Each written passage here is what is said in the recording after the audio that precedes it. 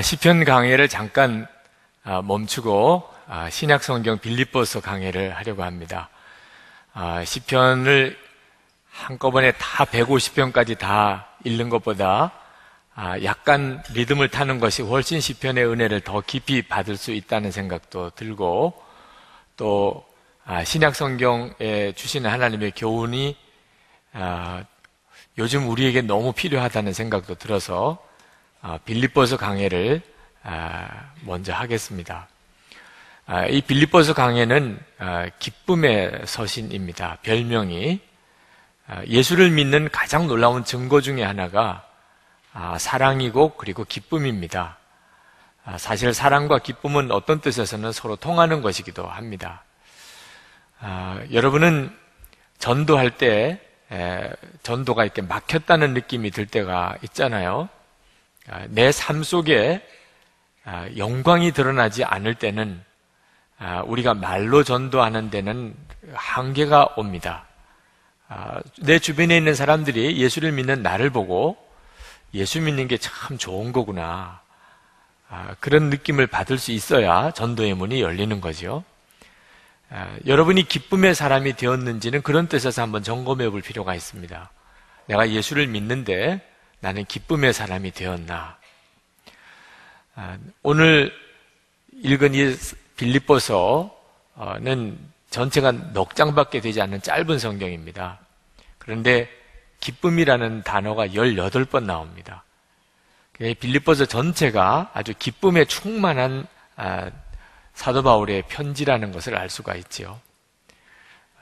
그런데 사실 이 빌립보서가 그렇게 기쁨이 넘치는 성경이 되었다는 것 자체가 잘 이해가 안 됩니다. 사도 바울은 지금 감옥에서요, 이 편지를 쓰고 있습니다. 지난번 성지순례를 사도 바울의 전도 여정을 따라서 갔었을 때, 그때 이제 터키부터 시작해서 그리스를 거쳐서 이제 로마의 마지막 저희들이 도착을 하고 제일 먼저 갔던 데가 사도 바울의 순교터였습니다. 세 분수의 성당이라고 이름이 붙여져 있는데 그 성당에 가서 정말 많이 울었습니다. 사도 바울의 여정을 따라서 여행을 했었기 때문에 더 그런 느낌이 들었는지 모르겠습니다.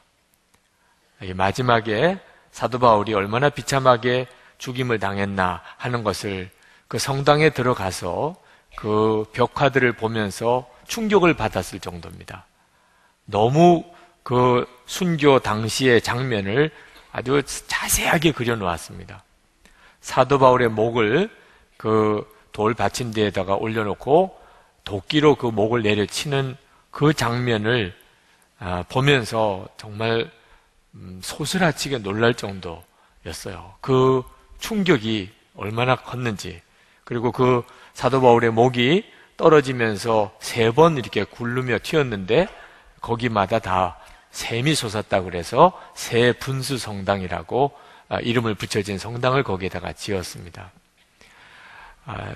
전도자의 마지막의 모습이 결국 이런 건가? 처음에는 그런 생각이 들더라고요. 그렇게 먼 길을 전도해서 로마까지 와서 결국은 이렇게 죽는가? 그러면서 또 한편으로는 도대체 사도 바울을 이렇게 순교하게 만든 그 복음의 영광이 뭔가?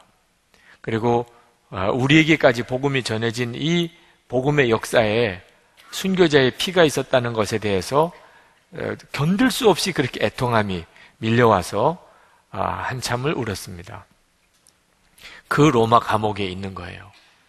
이제 순교할 바로 얼마 전에 사도 바울이 그 로마 감옥에서 편지를 썼습니다. 빌립보 교인들에게 보내는 편지를 썼는데 그 편지가 기쁨의 서신이에요. 구구절절이 기쁨이에요. 이해가 잘 안 되죠. 어떻게 그럴 수 있을까? 어떻게 그럴 수 있을까요? 사도 바울은 로마 감옥에 갇혀서 어떻게 기쁨의 편지를 쓸 수 있었을까요? 예수님 때문입니다.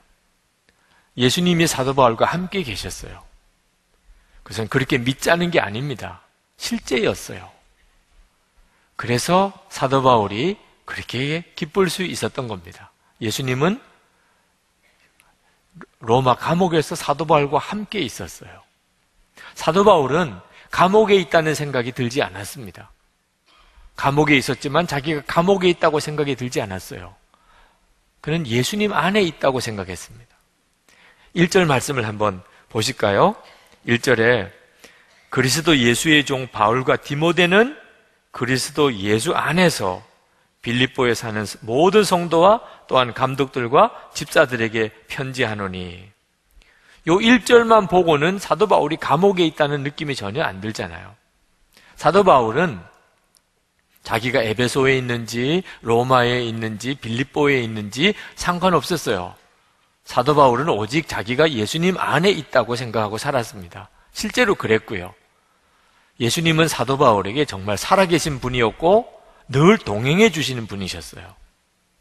사도 바울은 그것만 된다면, 예수님과 동행할 수만 있다면, 내가 예수님 안에만 있을 수 있다면 사도 바울은 어떤 것도 다 감수할 수 있었어요.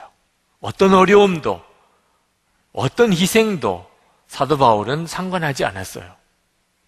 사도 바울은 예수님 안에 있는 게 소원이었어요. 이제 앞으로 우리가 보겠습니다만 먼저 잠깐 당겨 보실까요? 빌립보서 3장 7절부터 9절까지 말씀에 보면 사도 바울이 이렇게 말합니다. 무엇이든지 내게 유익하던 것을 내가 그리스도를 위하여 다 해로 여길 뿐더러 모든 것을 해로 여김은 내 주 그리스도 예수를 아는 지식이 가장 고상하기 때문이라. 내가 그를 위하여 모든 것을 잃어버리고 배설물로 여김은 그리스도를 얻고 그 안에서 발견되려 함이니. 사도 바울은 정말 내가 예수님과 함께 있고 그 예수님을 내가 알고 내가 예수님 안에만 있을 수 있다면 감옥이 무슨 상관이에요? 감옥이. 사도 바울에게 있어서는 뭐 감옥에 있으면 힘들고 집에 있으면 편하고 이런 개념이 없었어요. 사도 바울이 가장 편안하고 좋은 데는 예수님 안에 있는 거예요. 예수님 안에 있자니 감옥에 있다면 좋았어요. 아무 상관이 없어. 오늘 우리가 정말 주목해 보아야 되고 여러분이 오늘 꼭 붙들어 가야 될 은혜입니다. 사도 바울이 경험했던 바로 이 예수님, 지금도 함께 계시고 사도 바울이 힘들고 어려울 때마다 늘 그 안에 거할 수 있는 그 예수님, 그러면 충분한 것입니다. 사도 바울은 충분히 기뻤어요. 우리도 마찬가지입니다. 사도 바울만 그런 거 아니죠. 예수님은 정말 우리 안에 계시고 우리를 초청하셨어요. 내 안에 거하라 하고 주님이 초청하셨잖아요. 우리가 예수님을 정말 더욱 분명히 바라보고 사셔야 합니다. 여러분이 예수님을 바라보시면 그러면 기쁨이 여러분 안에서 솟아나요. 환경과 여건과 사람 때문이 아닙니다. 예수님 때문에 여러분 안에서 기쁨이 솟아나요. 어떤 것도 두려워하지 않게 됩니다. 예수님이 함께 계시니까 주님이 결국은 내게 모든 것이 다 잘 이루어지도록 합력하여 선을 이루도록 하실 게 믿어져요. 6절 말씀을 한번 보실까요? 같이 한번 읽으시겠습니다. 너희 안에서 착한 일을 시작하시니가 그리스도 예수의 날까지 이루실 줄을 우리는 확신하노라. 사도 바울은 빌립보 교인들에게 어려운 일이 생겼다고 걱정하지 마세요. 지금 복음을 전하는데 어떤 난관에 부딪혔다고 그것 때문에 좌절하지 마세요. 이 모든 일은 예수님이 시작하신 겁니다. 그러면 예수님께서 반드시 이루실 겁니다. 걱정하지 마세요. 그렇게 말씀하고 있는 겁니다. 어려운 일이 닥쳤다고 걱정할 이유가 전혀 없어요. 예수님과 함께 하는 것만 확인하시면 돼요. 요한복음 15장 5절에 예수님께서 나는 포도나무고 너희는 가지라. 그가 내 안에 내가 그 안에 거하면 사람이 열매를 많이 맺나니. 우리의 삶의 문제는 말입니다. 예수님과의 관계에 있는 거예요.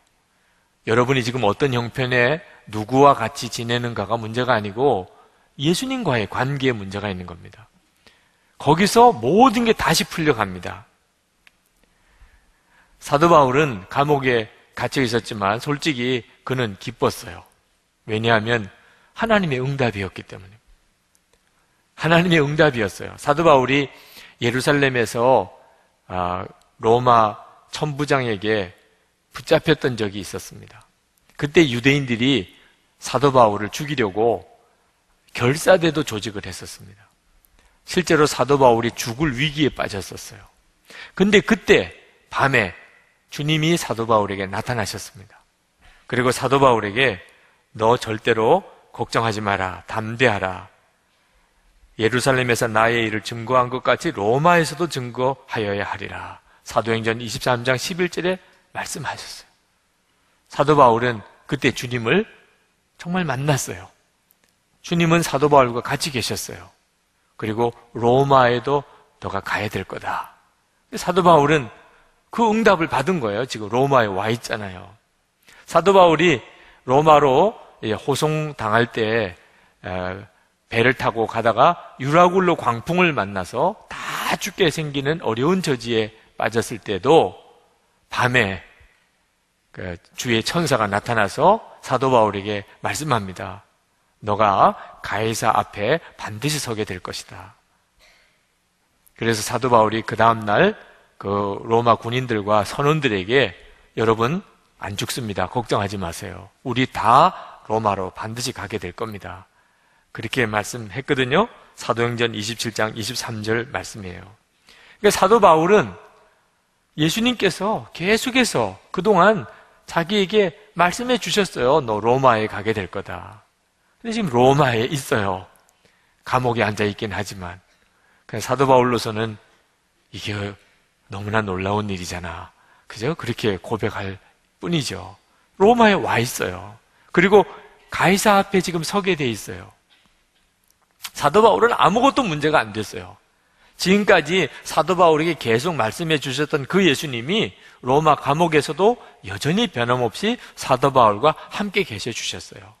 그래서 사도 바울이 그 예수님으로부터 받은 놀라운 말씀들을 편지를 써서 다 보낸 거죠. 사도 바울의 서신이 로마 감옥에서 쓰여진 게 너무너무 많습니다. 주님이 함께 하신 거죠. 그런데 사도 바울에게 있어서 한 가지 마음에 걱정이 되는 것은 나는 내가 감옥에 갇힌 것에 대해서 별 문제가 없는데 바깥에 있는 교인들이 믿음이 혹시 약한 교인들 중에 사도 바울이 감옥에 갇혔다는 것 때문에 실망하고 좌절할까 봐 그게 걱정인 거죠. 그게 걱정이었어요. 그런데 그것도 걱정할 필요가 없게 된 것이 빌립보의 교인들 소식을 에바브로 편에 보내왔습니다. 로마 감옥에 있는데 빌립보에서 에바브로 디도가 찾아왔어요. 사도 바울을 시중 들려고. 그리고 빌립보 교인들 소식을 전해준 겁니다. 근데 빌립보 교인들이 사도 바울이 감옥에 갇혔다는 소식을 들었지만 믿음이 약해지거나 흔들리지 아니하고 열심히 복음을 계속 전하였다는 거예요. 사도 바울이 얼마나 기뻤는지 몰라요. 그러면 된 거죠, 뭐. 그 말씀이 3절부터 5절까지 나오는 말씀입니다. 내가 너희를 생각할 때마다 나의 하나님께 감사하며 간구할 때마다 너희 무리를 위하여 기쁨으로 항상 간구함은 너희가 첫날부터 이제까지 복음을 위한 일에 참여하고 있기 때문이라. 첫날은 처음 예수 믿을 때부터, 빌립보 교회가 세워질 때부터 이제까지 사도 바울이 감옥에 갇혀있는 지금까지 계속 복음 전하는 일에 빌립보 교인들이 열심히 참여하고 있다는 거죠. 7절에 보면은 나의 매임과 복음을 변명함과 확정함에 너희가 다 나와 함께 은혜에 참여한 자가 됨이라.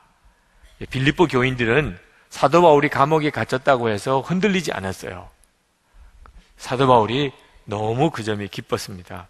여러분, 우리 믿음이 온전한 믿음인가, 내가 예수님을 진짜 잘 믿고 있는가 하는 것은요, 어려움을 겪어보면 금방 드러납니다. 편안할 때는 잘 모르지만 어려운 일이 생길 때는 내가 믿음에 있는 사람인지 금방 알아요. 빌립보 교인들이 진짜 예수님을 믿는 사람들이었는지 사도 바울이 감옥에 갇히는 어려운 일이 생기고 보니까 더 분명하게 드러났어요. 사도 바울이 너무 기쁜 거죠. 자, 사도 바울이 감옥에 갇혔다는 소식을 듣고 빌립보 교인들이 이렇게 담대할 수 있었던 이유가 뭘까요? 역시 예수님이 함께 계시는 것을 그들이 알았기 때문입니다.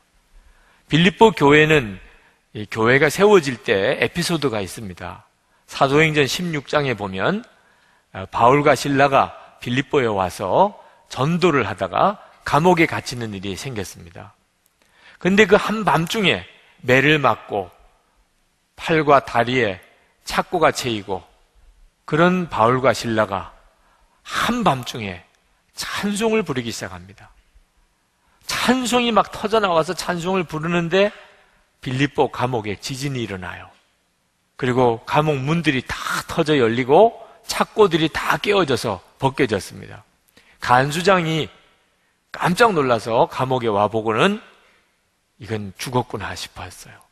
감옥 문들이 다 열린 거 보니까 죄수들이 다 도망간 게 분명해요. 그래서 자결을 하려고 합니다. 그때 사도 바울이 그 간수장을 말립니다. 우리가 다 여기 있으니 내 몸에 손을 대지 말라. 간수장이 그 말을 듣고 믿어지지가 않아서 등불을 들고 감옥 들여다보니까 다 죄수들이 그냥 있는 겁니다. 그때 사도 바울에게 어떻게 해야 내가 구원을 받으리까 하고 이제 자기 구원에 대한 요청을 드리고 이제 예수님을 영접하고 그리고 세례받고 빌립보 교회가 생긴 거예요. 그러니까 빌립보 교회가 생기는 일에 사도 바울과 실라가 감옥에 갇혔던 일과 관련된 에피소드가 있어요. 감옥에 갇히기를 잘한 거지 뭐. 그래야 빌립보 교회가 생기는 일이 벌어졌잖아요. 그러니 빌립보 교인들이 사도 바울이 로마에서 감옥에 갇혔다는 이야기를 들었을 때 처음에는 걱정도 했겠지요. 그죠? 그러나 기도 중에 무슨 마음이 들었을까요? 오, 로마에도 또 놀라운 일이 벌어지겠구나. 이런 생각을 할 만하지요. 왜? 우리 빌립보에도 그런 일을 겪으면서 교회가 세워졌어요.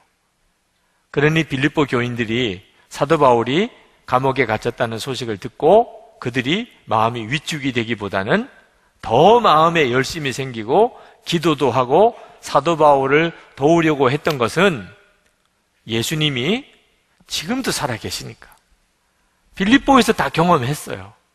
그러니 로마에서도 틀림없이 주님이 사도 바울과 함께 계시니 거기에도 역사가 일어날 거라고 믿은 거죠. 여러분, 우리가 예수님을 정말 바라보고 살면 이런 담대한 믿음이 생깁니다. 정말 그래요. 우리의 삶 속에는 여러 가지 기가 막힌 어려운 일들이 많이 생기지만 여러분이 그때 되어지는 문제를 바라보지 않고 정말 예수님을 바라보시면 그러면 여러분 안에 우리 주님께서 마지막까지 우리의 모든 삶과 되어지는 일들을 주님이 선하게 이루어 주실 것이라고 하는 것이 마음이 믿어져요. 그 믿어지는 것이 기적이죠. 지난 주간에 저희 영성일기 한 부분입니다. 오늘 아침 회의 시간에 내 마음대로 되지 않는 현실에 대하여 감정을 다스리지 못하여 어려움을 겪었다. 부목사 모임에서 세심하고 철저하지 못한 듯 보이는 몇 건의 보고로 잔소리 같은 말이 길어졌다. 말의 표현이 점점 강하여졌다. 내게는 되어지는 일들이 답답함을 지나 걱정스러워 보였다. 한번 감정이 뒤틀려 좀처럼 감정 조절이 어려웠다. 시간이 지나 나의 마음에 기쁨이 없음이 깨달아졌다. 영적으로 정상이 아님을 알았다. 비로소 회의할 때 주님을 바라보지 못했다는 생각이 들었다. 나로 인하여 다들 힘들게 한 것 같아 미안한 마음도 들었다. 아직도 하루 일정이 많이 남았음을 생각하면서 말 한마디도 주님을 바라보며 해야 하겠다는 결심을 하였다. 한 사역자와 상담을 하였을 때 여러 가지로 미진함이 느껴져서 걱정스러웠으나 주님의 마음으로 말하고 격려하려고 애를 썼다. 중요한 집회를 앞두고 어느 목사님과 의논할 일이 있었는데 나도 모르게 이런저런 부정적인 말을 하다가 주님을 바라보는 중 말 한마디라도 주님이 기뻐하시는 말을 해야 할 것이 아닌가 깨닫고 나니 주님을 믿고 한번 해봅시다. 긍정적인 판단으로 돌아섰다. 그렇게 순간 바뀐 나 자신에 대하여 나도 놀랐다. 내가 관여하고 있는 중요한 단체의 임시 이사회가 열려서 이사회를 향하여 가는 마음이 무거웠다. 솔직히 골치 아픈 회의였다. 핵심 리더들 사이에 갈등을 풀어야 하는데 벗어나고 싶은 마음만 간절했다. 그렇지 않아도 할 일이 많은데 내가 왜 이런 시간 낭비를 해야 하나 탄식이 나왔다. 회의에 참석하다가 해결 가능성이 보이지 않으면 나는 그만하겠습니다 하는 마음이 들고 나오려고 했다. 그런데 회의 장소에 도착하여 걸어가는 중에 부정적인 마음이나 비판적인 생각을 버리고 즐거움으로 섬기라, 1절 사랑으로 대하라 하는 마음이 들었다. 주님의 말씀인 것이 분명하였다. 그래서 1절 말 조심해야 하겠다. 주님이 말하라고 하는 대로 말해야 하겠다. 결심하고 회의에 참석했는데 예상대로 회의는 장시간 계속됐고 해결책은 없었다. 주님이 미리 말씀하시지 않으셨다면 중간에 저는 그만두겠습니다 하고 일어났을 것이지만 주님을 바라보면서 끝까지 자리를 지키게 되었다. 그런데 마지막 순간에 믿어지지 않는 반전이 일어났다. 상상도 못할 해결의 길이 열리고 모두들 너무나 기뻐하면서 정말 주님이 하셨습니다 라고 고백하며 뜨겁게 악수하였다. 주님을 믿고 순종하였더니 주님은 정말 역사하셨다. 여러분, 정말 안 된다, 이제 끝이다, 그게 정말 바른 판단일까요? 주님을 바라보고 판단하셔야 하는 겁니다. 주님을 바라보면 주님이 우리에게 믿음을 주세요. 쉽게 포기하지 않게 하세요. 마지막 순간에 주님은 어떤 일을 준비해 놓고 계신지 모릅니다. 히브리서 12장 2절에 믿음의 주요 또 온전케 하시는 이인 예수를 바라보자. 예수님은 정말 살아계시고 우리와 함께 하시지만 우리가 예수님을 분명히 바라보지 않으면 그러면 결코 믿음 안에 서 있지 못하게 됩니다. 그런데 어떤 어려운 형편이 있고 내 감정이 요동해도 그 순간에 주님을 바라보면 내 말과 행동이 달라지게 됩니다. 왜? 믿어지니까. 주님은 하실 거다. 믿어지니까 말이에요. 여러분, 이 기쁨이 말할 수가 없어요. 믿어지는 기쁨. 주님이 시작하셨으니 주님이 끝까지 책임져 주실 거다. 이게 믿어지면 끝난 거죠. 뭐 염려하고 두려움이 사라지고 내 마음에 이제 여유도 생기고 기쁨이 일어나게 되는 거죠. 우리가 예수님을 계속 바라보게 되면 그러면 진정한 사랑도 경험하게 됩니다. 이 진정한 사랑을 경험하는 것이 또 얼마나 놀라운 기쁨인지 모릅니다. 여러분, 오늘 본문을 가만히 읽어보면 사도 바울이 빌립보 교인들에게 사랑의 고백을, 구구절절히 사랑의 고백을 하고 있습니다. 연애 편지 같아요. 여러분 중에 아직도 결혼하지 않은 미혼 남녀가 있다면 잘 베껴 써놓으세요. 나중에 연애 편지 쓸 때 굉장한 도움이 될 겁니다. 3절에 보면 내가 너희를 생각할 때마다 나의 하나님께 감사하며 4절에 간구할 때마다 너희 무리를 기쁨으로 항상 간구함은 7절에 보면 이는 너희가 내 마음에 있으며. 사도 바울이 빌립보 교인들에게 정말 사모하는 어떤 연인에게 편지를 하듯이 그렇게 편지를 쓰고 있어요. 근데 8절에 놀라운 고백을 합니다. 내가 예수 그리스도의 심장으로 너희 무리를 얼마나 사모하는지 하나님이 내 증인이시니라. 사도 바울이 예수님의 심장으로 빌립보 교인들을 사모한대요. 어떻게 보면 좀 문학적인 표현 같죠? 사도 바울이 사랑 고백을 하다가 사도 바울이 정말 아주 문학적인 감각이 살아나서 사랑한다는 표현을 예수님의 심장으로 사랑한다고 이렇게 썼나 보다. 그렇지 않습니다. 사도 바울은 그냥 사실 그대로를 쓴 거예요. 사실 그대로를. 사도 바울이 예수님의 심장으로 내가 너희를 사모한다고 이렇게 쓴 것은, 내가 여러분을 사랑하는 것은 내 사랑이 아니라 그런 뜻이에요. 내 인간적인 사랑, 빌립보 교인들을 향하여 사도 바울이 가지고 있는 인간적인 나의 사랑이 아니라 예수님의 사랑이라는 거예요. 예수님이 여러분을 얼마나 사랑하시는지를 내 마음에 부어주시고 있다는 겁니다. 그게 예수님의 심장으로 너희를 사모한다는 뜻이에요. 여러분, 우리가 예수를 믿으면 이런 놀라운 기적이 우리에게 일어납니다. 예수님의 심장으로 살게 돼요. 예수님의 심장으로 다른 사람을 대하게 되면 사랑 못할 사람이 없습니다. 우리가 어떤 사람이 사랑이 안 된다, 용서가 안 된다 하는 이유는 전부 내 심장으로 하려니까 그런 거예요. 예수님의 심장으로 하면요, 용서 못할 사람이 없다니까요.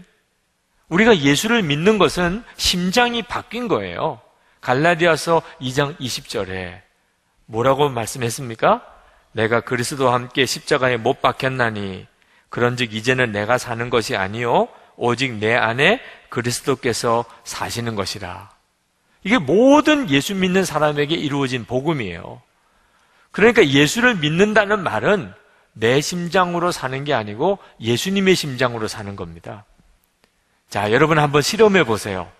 여러분 가족 중에 도무지 용납이 안 되는 사람 혹 있습니까? 그러면 예수님의 심장으로 그 사람을 바라보게 해주세요. 한번 기도해 보세요. 그렇게 될까봐 또 걱정돼서 안 하는 사람도 있을까봐 좀 염려가 됩니다만, 정말 예수님의 심장으로 제가 그 사람을 사랑하게 해주세요. 바라보게 해주세요. 여러분 혹시 주변에 꼴도 보기 싫은 사람 있습니까? 미워 죽겠는 사람 있어요?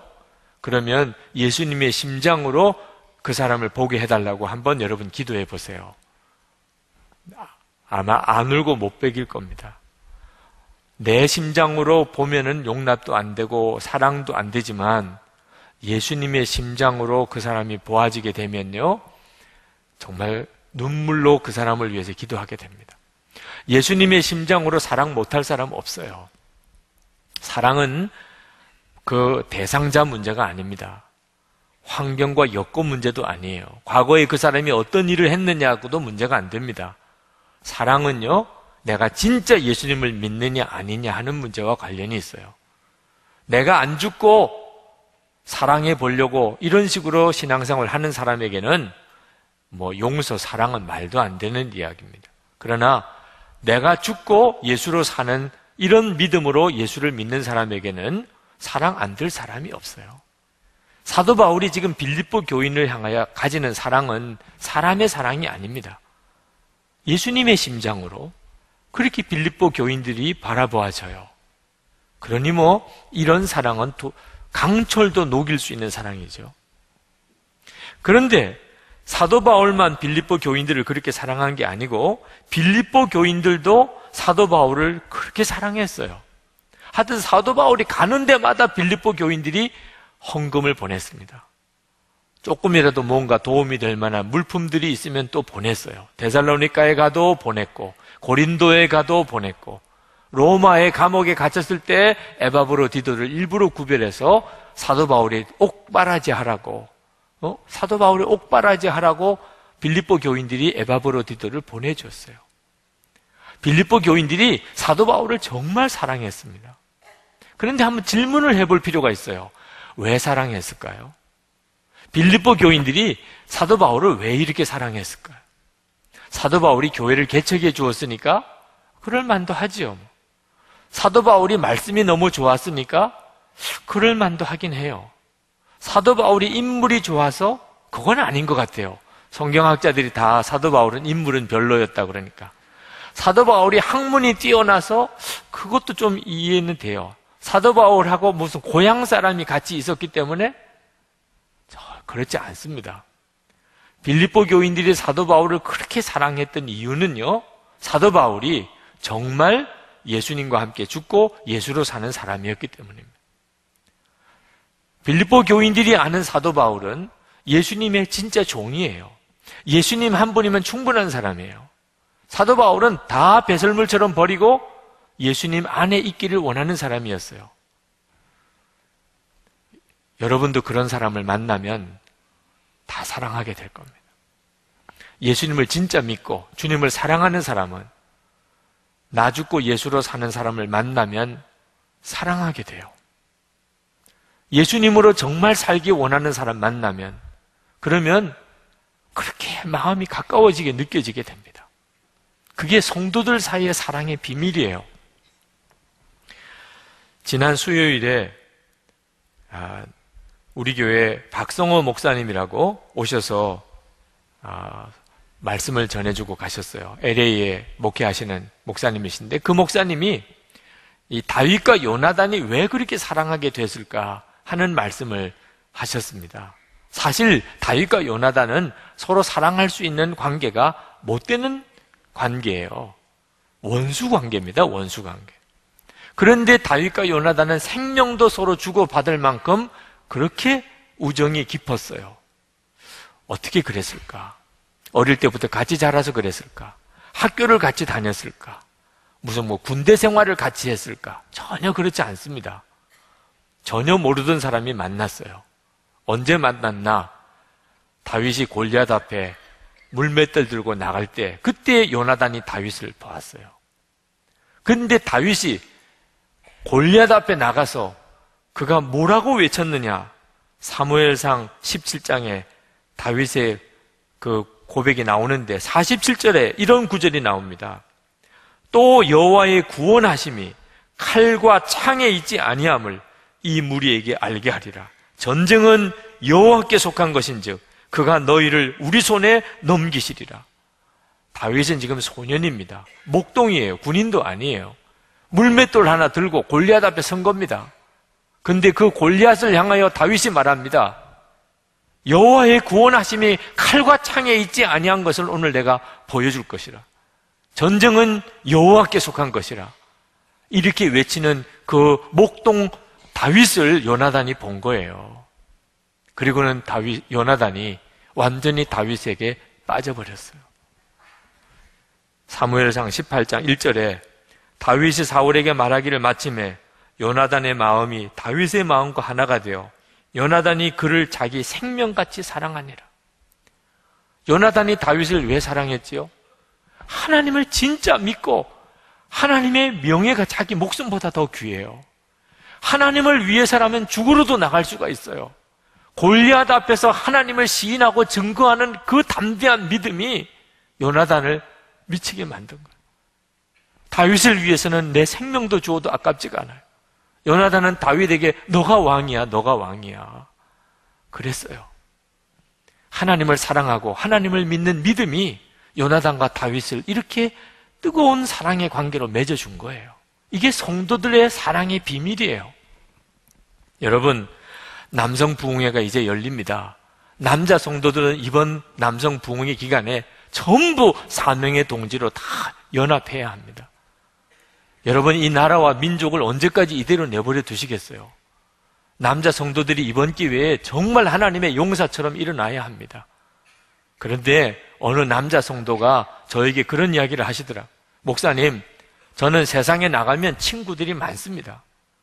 동창들도 있고 군대 동기들도 있고 사업하다가 만나서 가까워진 사람도 있고, 그런데 우리 교회에는 마음을 주고받을 그런 친한 사람이 없습니다.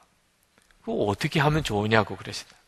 혹시 여러분 중에 바깥에 나가서는 친구가 많은데 교회에서는 믿음에 좋은 그런 교제가 없는 분들이 혹 계시면 왜 그렇지요? 이유가 뭐지요? 어떻게 하면 교회 안에서 정말 서로 사랑하고 하나 되어지는 이런 교제를 경험할 수 있을까요? 제가 어릴 때 중고등부 다니고 청년부 다닐 때 하여튼 회의만 하면은 꼭 빠지지 않는 안건이요. 우리는 왜 이렇게 사랑이 없냐 그거예요. 왜 우리는 이렇게 사랑이 없냐. 그래가지고 마지막에 결론은요, 오락회로 가는 거예요. 사랑을 하려고. 그래서 사치기 사뽀뽀도 하고 수건도 돌리고 별의별 그런 게임을 하면서 그렇게 서로 친해보려고 성도들끼리 그렇게 사랑해 보려고 했는데도 안 되는 거예요. 오락회를 더 해야 되나? 여러분, 교회 생활 하시는 분들이 이런 고민에 빠져 있는 분들이 많습니다. 왜 교회에서는 나는 뜨거운 사랑을 내가 이렇게 나누지 못할까? 그래서 우리들 나름대로 가지고 있는 방법이 밥 먹으러 가는 거예요. 밥 먹으러. 하여튼 밥 자꾸 먹으면 친해지잖아요. 그래서 계속 모이면 밥 먹자고 하는 거예요. 밥 먹는 건 효과가 있어요. 밥 자꾸 먹다 보면 친해지지요. 그런데 그건 성도의 교제라고 말하기는 어려워요. 그저 밥 먹다 보니까 친해진 거죠. 그럼 성도의 교제는 어떻게 나누는 거예요? 어떻게 성도들끼리 한 몸이 되었다고 말하는 이런 교제가 되냐 말입니다. 성도의 교제는 우리가 서로 다 정말 예수님을 진짜 믿는 거예요. 내 옛사람은 정말 예수님과 함께 죽었고 이제는 예수님이 내 생명이시고 예수님이 진짜 내 주님이시고 예수님이 내 마음에 정말 왕이시고 나는 이제 예수님 하자는 대로 하는 사람이다. 그렇게 결단하는 순간에 믿음의 동지들이 붙게 돼 있는 거예요. 그런 믿음을 가지고 있는 사람들을 보면요, 우리는 가슴이 뜨거워져요. 저 사람이 진짜 예수님에게 목숨을 걸었구나. 저 사람은 예수님을 정말 진짜 믿는구나. 예수님과 함께 정말 죽었고 예수님으로 사는 사람이구나. 그러면 우리는 그 사람을 위해서 무엇이든지 도와주고 싶어요. 저는 많은 선교사님들, 여러 목사님들, 여러 성도님들을 알지만 그렇게 마음에 기억이 나는 분들은 전부 그런 사람들이에요. 저 사람은 진짜 예수님의 사람이구나. 예수님을 위해서 그는 저의 삶 전체를 다 걸었어요. 주님께 순종하기 위해서 그는 어디든지 무엇이든지 할 수 있는 사람이에요. 그러면요, 정말 다 도와주고 싶더라. 다 도와주고. 저는 성격이 뭐 다정다감하거나 표현이 강하거나 그런 사람이 아니지만 정말 예수님으로 죽었고 예수님으로 사는 사람을 만나면요, 그냥 가서 끌어안아주고 싶다니까. 그것도 별난 일이죠.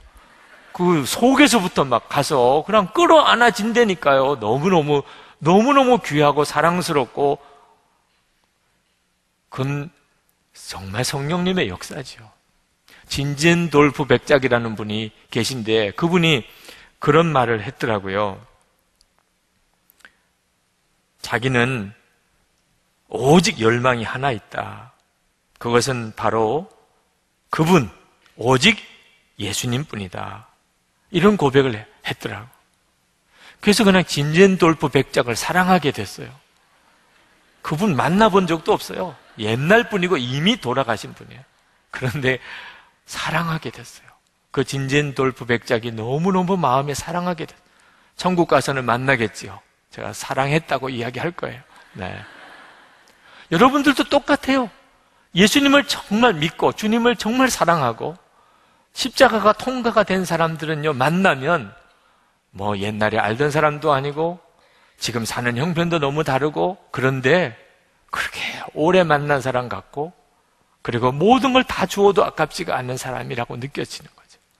교회 안의 성도의 사랑은 이렇게 이루어지는 거예요. 여러분들이 예수님 안에서 분명해지면 예수님 안에 분명하게 된 사람을 만나게 됩니다. 그러면 형제, 혈육하고도 비교가 안 되게 뜨겁고 사랑하게 됩니다. 이게 교회예요. 이번에 남성 부흥회 때 여러분이 그런 거룩한 연합을 이루게 되실 것입니다. 여러분, 예수 믿고 사시는 게 기쁘신가요? 여러분이 예수님을 더욱 바라보세요. 예수님께서 여러분을 그렇게 만들어 주십니다. 9절 말씀에 빌립보 교인들을 위해 기도한다고 사도 바울이 말씀하시고, 그리고 11절에 예수 그리스도로 말미암아 의의 열매가 가득하여 하나님의 영광과 찬송이 되기를 원하노라. 예수님으로 말미암아 되는 거예요. 여러분이 예수님을 정말 분명히 아셔야 됩니다. 그러면 예수님이 여러분을 완전히 뒤바꿔 놓아요. 여러분의 삶을 완전히 바꿉니다. 여러분의 중심도, 여러분의 삶도 예수님이 다 바꿔 놓으세요. 기쁨의 근원은 여러분 속에 예수님에게 있어요. 자, 우리 같이 기도합시다. 우리 자신을 위해서도 기도하고 우리 주위에 있는 이들을 위해서도 기도합시다. 예수님만 온전히 바라보고 예수님 안에 거하기만 힘쓰겠습니다. 예수님으로 말미암아 의의 열매가 풍성히 맺어지고 하나님의 찬송과 영광이 되게 해 주옵소서. 우리 같이 통성으로 기도하겠습니다. 은혜와 사랑이 충만하신 아버지 하나님,